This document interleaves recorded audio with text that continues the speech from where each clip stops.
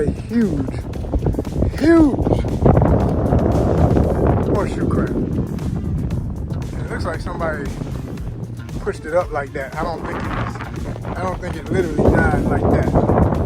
Make sure it's not alive, because sometimes they don't move, but then they just start flapping. Now he's gone.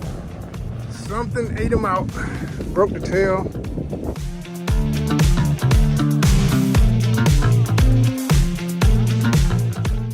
Anyway, we are here. Look at this water looking good, kind of clear.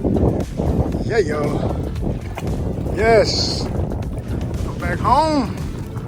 I'm always home, but I'm on that coast, baby. I love the beach. Wherever I'm at in the world, I love the beach.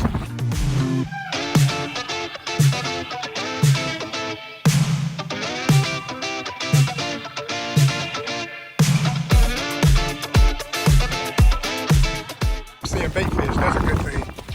That is a great thing. When you see bait fish up against the shore, running from your feet, I don't know if y'all see what I can see, but I see them darting everywhere. They are going all over the place. That's a good thing.